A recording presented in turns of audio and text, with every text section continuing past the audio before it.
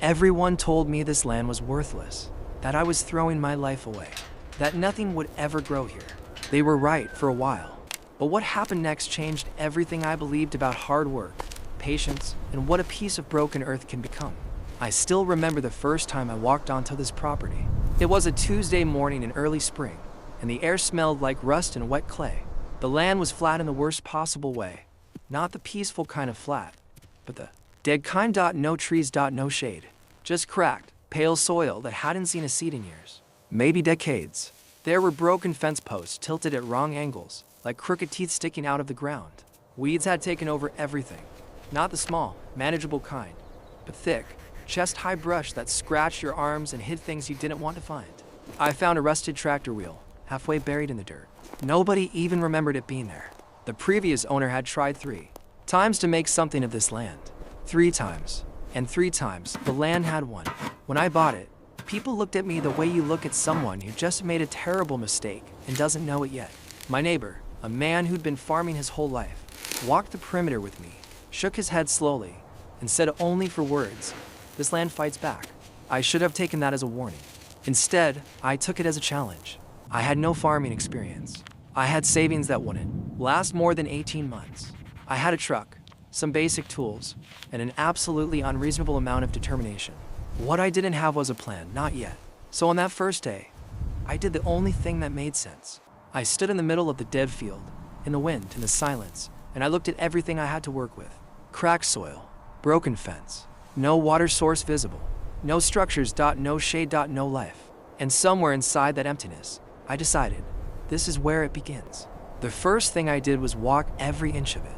Not quickly, slowly. I needed to understand the shape of the land before I touched it. Where did water pool after rain? Where was the soil darkest? Meaning maybe it still had something in it. Where did the wind hit hardest? I took notes, pages of them. I sketched rough maps in a small notebook I kept in my back pocket. The notebook got dirty fast. Everything on that land transferred to you. Dust, rust, clay, the yellow pollen from those. Aggressive weeds that seemed to grow back overnight. By the end of day 1, I knew 3 things. First, the land had a slight slope toward the northeast corner, which meant any rain that fell would drain there. That corner would either be a problem or an opportunity. Second, about a third of the land had soil that was genuinely exhausted, but the rest had potential. Dark patches where something had once grown and left behind organic matter. Third, I was going to need help. Not emotional help, physical help. This land was going to require muscle, and lots of it. I called my cousin Marcus. He was between jobs and had arms like suspension cables. I told him I couldn't pay him much, but I could feed him well and give him a reason to wake up every morning. He arrived 2 days later with a duffel bag, work boots, and absolutely no idea what he'd agreed to. We started clearing. The first week was brutal. Not exciting brutal, not inspiring brutal, just physically exhausting, mind-numbing, back-destroying work. We pulled weeds. We pulled more weeds. We hit roots that went down a feet. We hit rocks that required both of us and a steel bar to move. We filled wheelbarrow after wheelbarrow with debris and drove it to the far corner to build what would eventually become a composting area. Though at the time we were just making a pile because we had nowhere else to put the garbage. By Friday of that first week, we had cleared maybe a quarter of the land. My hands were blistered. Marcus had pulled something in his lower back, but refused to stop. We sat at the edge of the cleared section as the sun went down and looked at what we'd done. It didn't look better yet. It just looked different. Cleared land, when it's exhausted and pale, still looks like nothing. But it was honest nothing now. Nothing that we had made ready for something. Before I planted a single seed, I needed to know what I was dealing with. I sent soil samples to a local agricultural lab, 3 samples, from different parts of the land. The results came back in 10 days and they were, honestly, worse than I expected. The pH was wrong. The organic matter content was critically low. Nitrogen, phosphorus, potassium, all depleted. The lab technician called me personally, which I didn't expect, and said something I'll never forget. The soil isn't dead, but it's hungry. Feed it right, and it'll surprise you. That phone call changed my approach entirely. Instead of rushing to plant, I committed to 3 months of soil restoration. 3 months of adding nothing but care and organic matter to this land before asking anything from it. I brought in truckloads of aged compost. We built raised amendment rows, digging channels and layering in organic material. I planted cover crops, clover and rye, not to harvest, but to give back nitrogen and hold the soil together. I watered those cover crops by hand for weeks while the irrigation system was still just a plan on paper. Marcus thought I was crazy. "You're farming dirt," he said one morning, watching me tenderly water a row of ryegrass that would never be sold. "I'm farming the future," I told him. He was quiet for a moment. Then, "That's a weird thing to say at 6 in the morning." But he helped me water the dirt. While the soil rested and healed, we started building. The land needed infrastructure before it needed crops. A farm without bones is just a garden, and a garden on the scale would never survive. First came the fencing. Real fencing, not the broken, tilted posts that were already there, but a full perimeter fence of treated wood post and wire. It took 2 weeks. Marcus and I dug post holes by hand at first, until I rented a post hole digger that made us feel like gods. We stretched wire in the hot afternoon sun. We stapled and tensioned and tested. By the end of it, the land had a border. It had an identity. It said, "This is a farm. Something happens inside these lines." Next came the water system. This was the most important investment I made in the entire project. I hired a well driller to come out and survey the land. He walked around with equipment I didn't fully understand, stopped at a spot in the center of the property, and said, "Drill here." 6 days later, we had water. Clean, cold, real water coming up from 40 meters underground. I stood over that well the first time water came through the pipe and felt something that I can only describe as relief mixed with joy mixed with something almost spiritual. Water changes everything on a farm. With water, you have options. Without it, you're dependent on rain, and rain on this land had always been unpredictable. We ran PVC irrigation lines from the well to the main growing zones. It wasn't elegant. The pipes ran across the surface at first, bright white against the brown soil, looking more like a plumbing experiment than a farm. But it worked. And every morning when I turned the system on and watched water arc gently across the prepared soil, I felt like we were moving forward. Marcus had been sleeping in his truck for the first 2 weeks. I'm not proud of that. I'd been sleeping in a tent. We needed shelter that wasn't temporary, so the next big project was building a small working shed, our base of operations. I'm not a carpenter. I want to be honest about that. The first shed I designed looked perfect on paper and was structurally questionable in real life. The walls leaned. The roof had an ambition toward levelness that it never quite achieved. But it stood. It was dry inside. We put our tools in it, hung a calendar on the wall, and it became the first real building on the farm. That shed meant something beyond its function. Every time I walked past it, I was reminded that things could be built here. That this land accepted structures, accepted intention, accepted work. Over the following weeks, we expanded. A small tool storage area added to the side of the shed. A simple outdoor workspace with a workbench made from reclaimed wood we found piled near the old fence line. Someone's forgotten lumber, perfectly aged. A covered area for storing soil amendments and equipment out of the rain. The farm was starting to have rooms, zones, a personality. 2 months in, I decided the soil was ready. The cover crops had done their work. The compost had been turned 3 times. The pH had been adjusted with agricultural lime. The irrigation was running. The fence was up. It was time to plant for it. I chose simple, hardy crops for the first round. Tomatoes, zucchini, bush beans, and a section of root vegetables, carrots and beets in the area with the deepest amended soil. I planted in rows, carefully measured and marked with string lines. I planted at the right depth, at the right spacing. I watered the beds immediately after planting. And then I waited. For the first 10 days, nothing. Not a single green shoot anywhere. I went out every morning at sunrise and walked the rows, crouching down, looking for any sign of life. Nothing. Marcus tried to reassure me. The lab technician I called was also reassuring. Germination takes time, they said. Trust the process. On day 11, a single tomato seedling broke the surface. I saw it at around 7 in the morning, this tiny curled green thing pushing up through the dark soil. And I stood there for probably 5 full minutes just looking at it. On day 12, there were 7 more. By day 15, the entire tomato section had germinated. The beans followed. The zucchini followed. The root vegetables were slower, but they came. Life. Actual, real life coming out of soil that 6 weeks earlier had been classified as depleted and exhausted. But then came the failure. 2 weeks after the seedlings emerged, we had a storm. Not a dramatic, cinematic storm, just 3 days of heavy rain combined with a cold snap that I hadn't prepared for. I had no row covers. I had no frost protection. I had no drainage cuts. On the uphill side of the beds, the water pooled. The roots sat in saturated soil for too long. By day 4 of rain, I walked out to find half my tomato seedlings wilted and yellowing. I lost maybe 40% of the first planting. I sat in the shed that afternoon while rain hammered the roof, looking at my notes, trying to understand what I could have done differently. Marcus came in, set down 2 mugs of coffee, and said nothing for a long time. Finally, he said, "So we replant." And that, was it? No drama? No giving up. We replanted. That storm taught me more than any book had. I started paying attention to things I'd ignored before.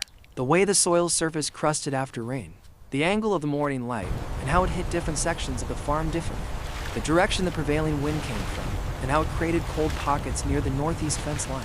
I started adjusting. I dug swales, shallow channels running slightly off contour, to redirect rainwater away from the growing beds and toward the northeast corner, which I'd been thinking about since day one. That corner was low ground. If I could fill it with redirected rainwater, it could become a natural holding area. A small pond, maybe, eventually. I added windbreaks. Not tall trees yet, those take years. But I planted fast-growing shrub rows along the western fence line where the coldest winds came from. They were small at first, knee-high, barely visible. But they were there. In a year, they'd be chest-high. In 2 years, they'd be a real barrier.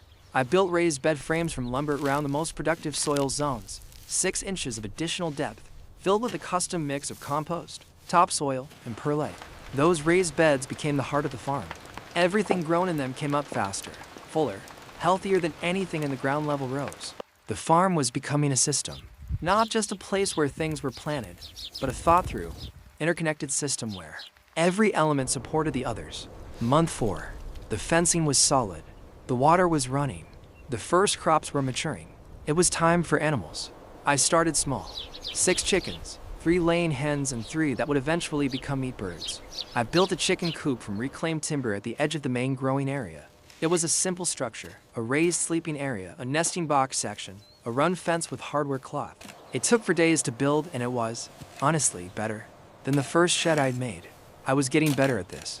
The chickens arrived in a cardboard box from a local breeder.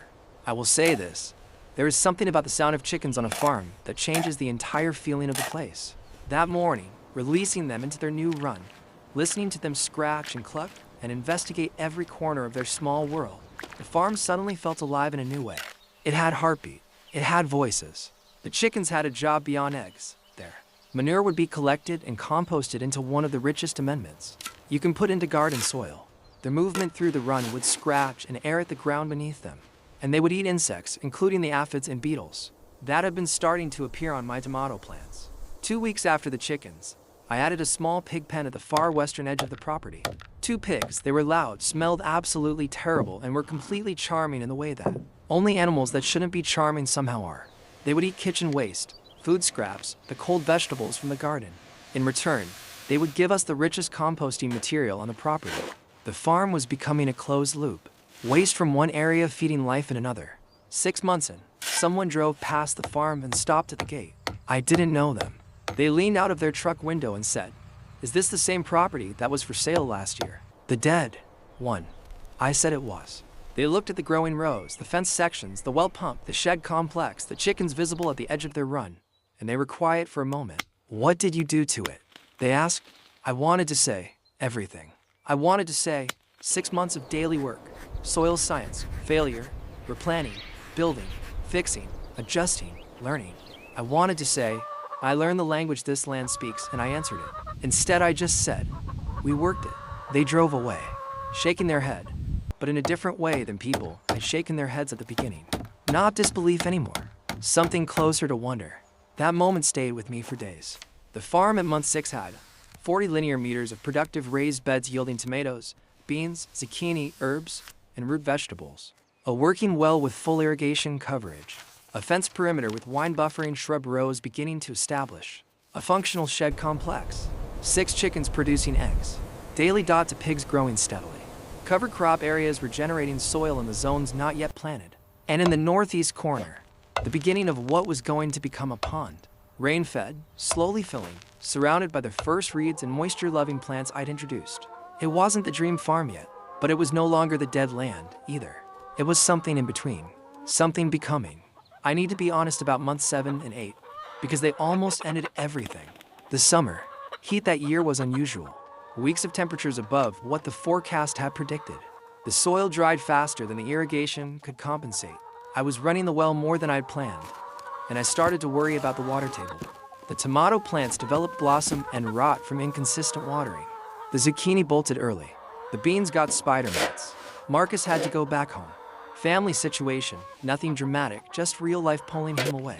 Suddenly, I was running the whole operation alone, and the operation had grown to the point where one person really couldn't manage it all at full efficiency.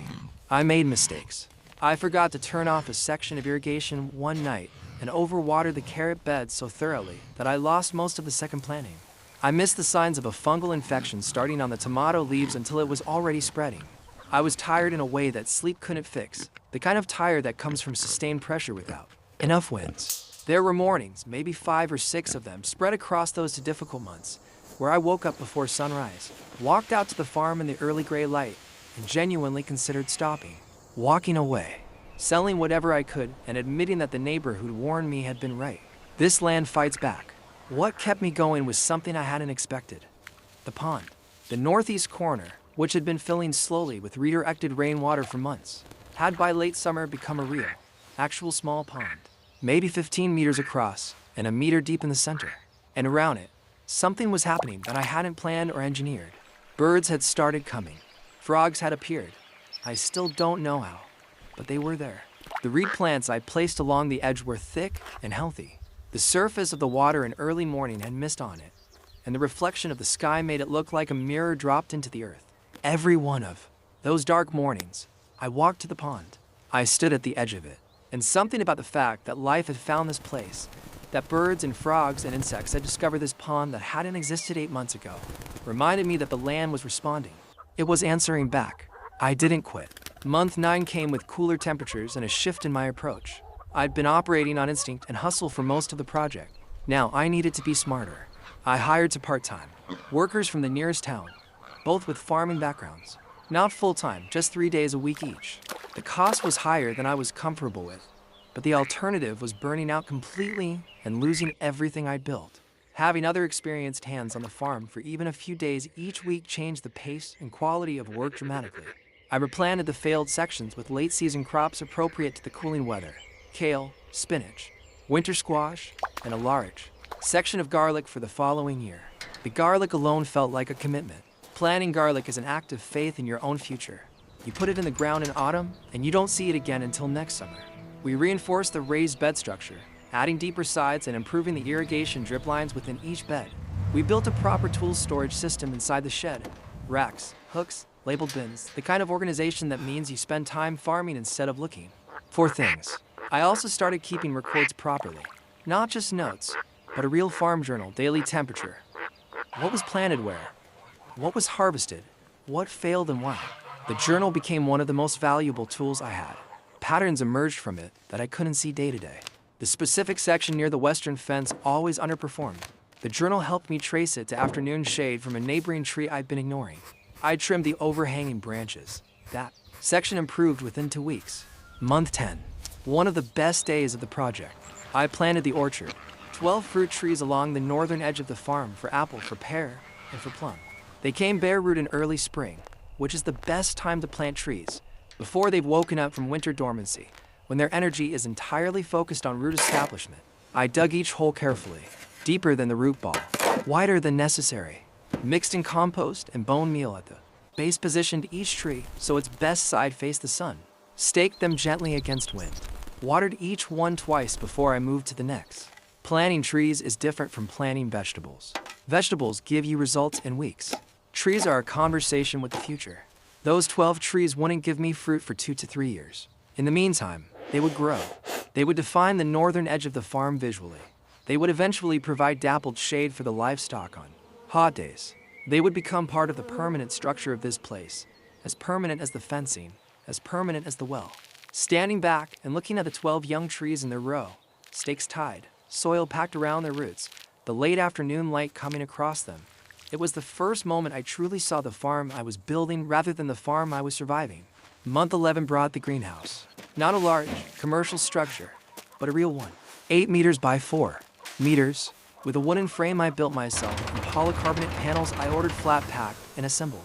Over the course of a week, the northeast corner of the greenhouse went up crooked on day 2, and I had to take apart half the structure and redo it. The kind of setback that, in month 1, might have broken me.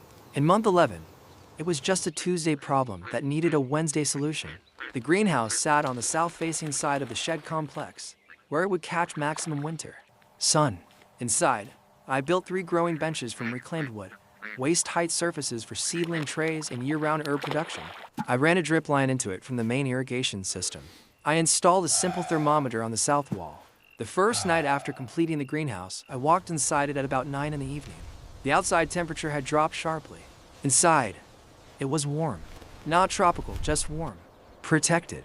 And on the growing benches, the first trays of seedlings I'd started that afternoon were sitting under the glow of a grow light I'd hung from the frame. Life in a box. Season-independent life. The greenhouse meant I could start the next growing season's plants weeks before I could put them outside. It meant herbs and salad greens in winter. It meant the farm never fully went to sleep. 12 months in, I made myself do a complete inventory. Not just what I felt. What was actually there? Standing structures, main working shed, expanded tool, storage, chicken coop, pig pen, greenhouse, covered outdoor workspace, water infrastructure, operational well, full property drip irrigation system, pond in northeast corner averaging 1.2 meters depth, growing areas, 14 raised beds in active production to sections of ground level rows, 1 garlic section, 1 covered crop rotation area, trees, 12 fruit trees planted and establishing in the northern orchard row, animals, 8 laying hens I'd added to more, 3 pigs, 1 new. Addition, a pair of ducks that had arrived at the pond on their own and decided to stay. I took that as a sign. Perimeter, full fence complete. Western windbreak shrub rows now need a waist height and functional. Soil across the main production zones, pH corrected, organic matter at levels the lab now described as good to excellent. A long way from the depleted, hungry soil of month 1. The farm had a shape now. If you stood at the main gate and looked in, you saw something. Structure, intention, a working system. But it wasn't done. It was nowhere near done. The second year was less about survival and more about refinement. The desperate energy of the first year, that constant scramble to solve problems, gave way to something steadier. There was still hard work. There was still failure. But there was also rhythm. I expanded the raised bed system by 6 more beds, bringing the total productive area up significantly. I built a proper compost system, 3 bays of treated timber, managed in rotation, so there was always a supply of finished compost ready to use. I added a rainwater collection system on the roof of the shed, large tanks that captured rainfall and supplemented the well during dry periods. The fruit trees grew. Not dramatically. Trees are quiet workers, but measurably. By the end of the second summer, the apple trees were waist high on me.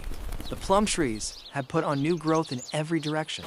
None of them fruited yet, but they were alive and getting larger, and the orchard row was beginning to look like an actual orchard.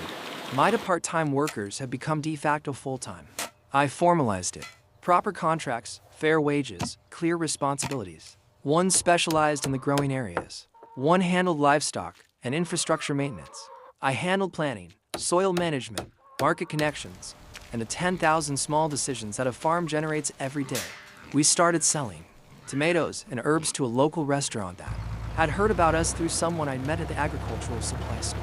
Eggs to 3 families in town who left containers at the gate on Tuesdays and Fridays. A small table at the Saturday market where I sold whatever was in surplus that week.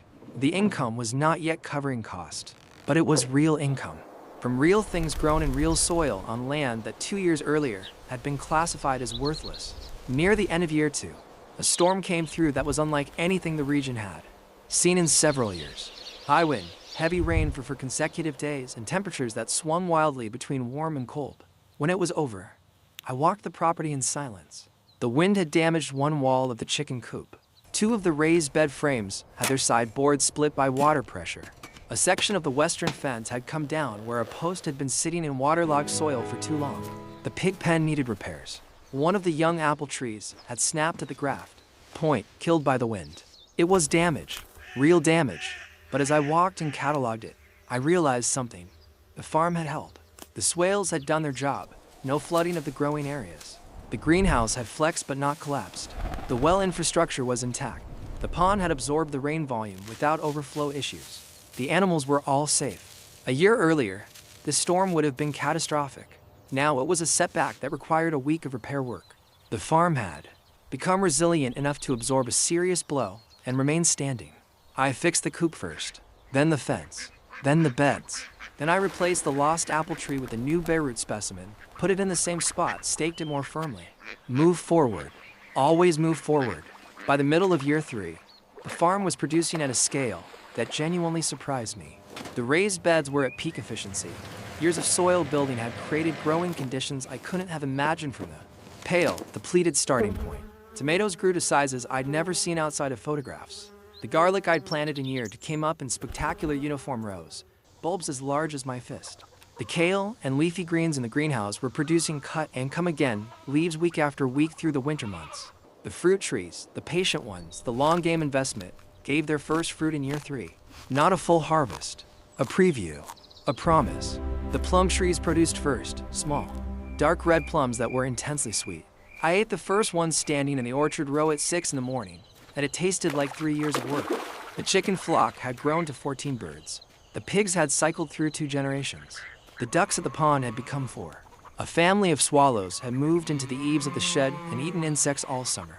The farm had its own ecology now, its own internal weather.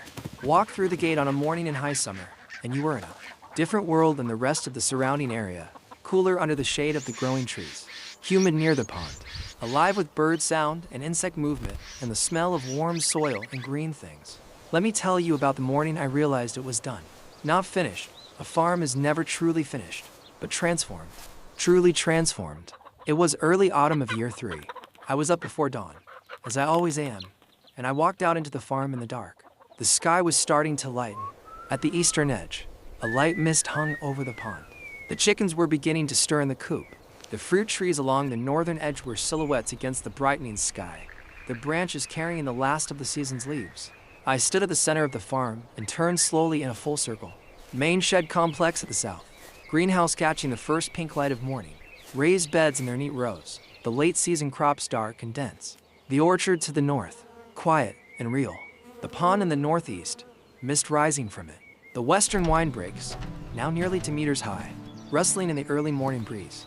The perimeter fence standing clean and straight. This was the land that nobody wanted. This was the land that everyone told me was worthless. The dead land. The land that fights back. 3 years of work. 3 years of learning. 3 years of failure. And replanning and building and fixing and adjusting and refusing to stop. And here it was. A living, breathing, producing, beautiful farm. The light came up fully and everything turned gold. My neighbor, the one who'd warned me on day 1, the one who'd said this land fights back, came by the following week. He was older now, or maybe I just noticed it more. He walked the farm slowly, not saying much. At the pond, he stopped for a long time. A duck was gliding across the surface, reeds reflected in still water. At the orchard, he put his hand on the trunk of one of the apple trees. At the raised beds, he crouched down and looked at the soil up close, the way only someone who spent a lifetime farming can look at soil, reading it like a book. When we came back to the gate, he turned to me and looked at me for a moment. Then he said, "I was wrong about this land." I shook my head. "You were right. It did fight back." "Yeah," he said, "but you fought harder." He got in his truck and drove away. I turned and looked at the farm. The light was perfect. Everything was growing. Everything was alive, from worthless dirt to a dream.